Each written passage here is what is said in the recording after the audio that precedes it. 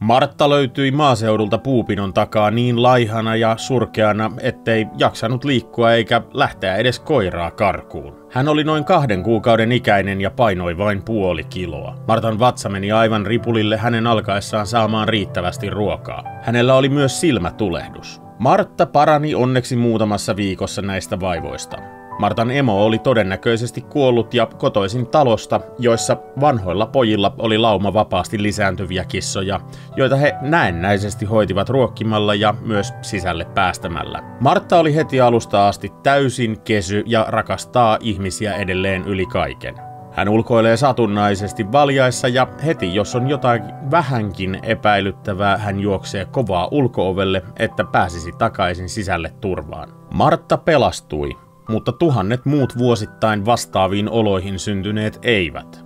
Vaaditaan yhdessä vastuuta kissanomistukseen.